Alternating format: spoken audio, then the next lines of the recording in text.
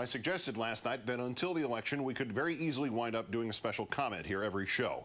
It was in turn suggested to me that while events may warrant them, this would certainly render that word special, for 2 weeks anyway, inoperative. Good point.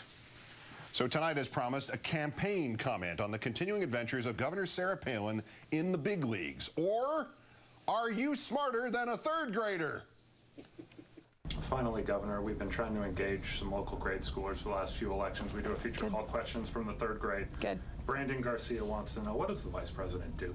Oh, that's something the Piper would ask me as a second grader also.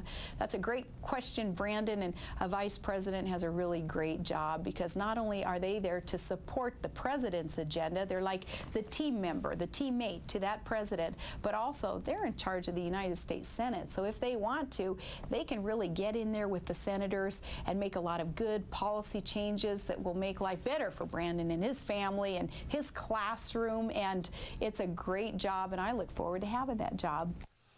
Oh, I'm so sorry, Governor. The correct answer can be found in the Constitution of the United States. Article 1, Section 3, the Vice President of the United States shall be President of the Senate, but shall have no vote unless they be equally divided. So the Vice President is not in charge of jack, Governor, let alone in charge of the Senate.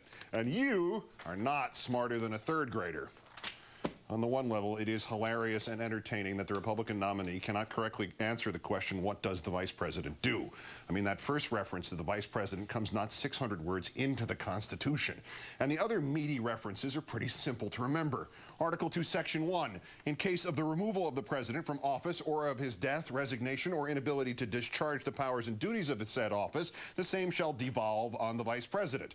There's also the 20th Amendment, you're done on January 20th, and the 25th Amendment, if the president's incapacitated, you're the acting prez.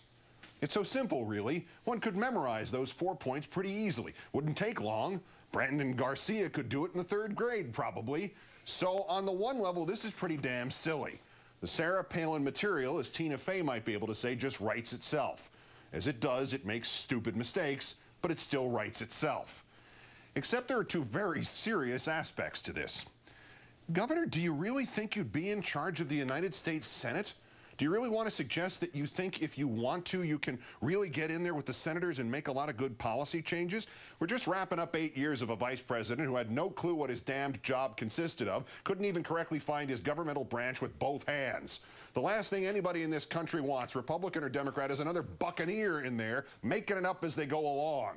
And in your case, presuming you can stride into the Senate and change policy if you want to. Besides which, Governor, exactly how on earth could you not have the correct answer by now? It's not like this is the first time you've been asked about the vice presidency and gone all Miss South Carolina on us. Is this police flap state investigation going to disqualify you from becoming Senator McCain's vice presidential candidate? As for that VP talk all the time, I tell you, I still can't answer that question until somebody answers for me.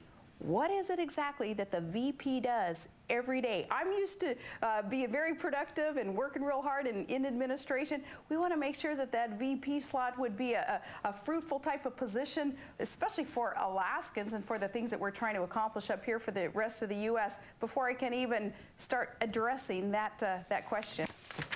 That was on the 31st of July on CNBC, Governor, even giving you the biggest benefit of the doubt that your later claim that that was just a lame attempt at a joke.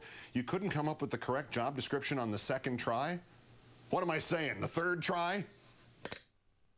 Governor, you said in July that you would have to, someone would have to explain to you exactly what it is the Vice President does every day. In my comment there, it was a lame attempt at a joke, and yours was a lame attempt at a joke too, I guess, because nobody got it. Of course, we know what a Vice President does, and that's not only preside over the Senate, and we'll take that position very seriously also. I'm thankful that the Constitution would allow a bit more authority given to the Vice President also, if that Vice President so chose to exert it in working with the Senate.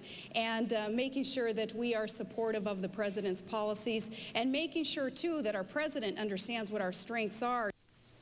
No!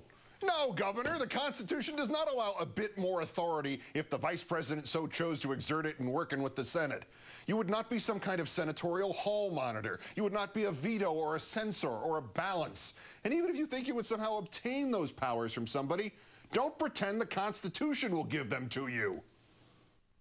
Thankfully, our founders were wise enough to say we have this position and it's constitutional. Vice President will be able to be not only the position flexible, but it's going to be sort of those other duties as assigned by the President. A simple thing. I don't think that was a gaffe at all in stating what the truth is, and that is we've got flexibility in the position. The President will be directing in a lot of respects what the Vice President does. The Vice President, of course, is not a member or a part of the legislative branch except to oversee the Senate. That alone provides a tremendous amount of flexibility and authority if that Vice President so chose to use it. You're wrong. The word flexibility appears nowhere near in the Constitution. You've memorized everything else, Governor. You couldn't memorize the job description in 3 months? 4 tries? I mean, I'd like my president and my vice president to have memorized the Constitution and to abide by it. Or at least I'd like them to know more about the Constitution than I do, or than Brandon Garcia does in the 3rd grade. Maybe I'm raising the bar too high, but at least wait until you achieve office before trying to seize power extra-constitutionally. The founders, Governor, were not George Bush and Dick Cheney. Give me something to work with here, Governor, or go home. And please don't forget to take your lovely parting gifts with you, including the home version of the Vice President game.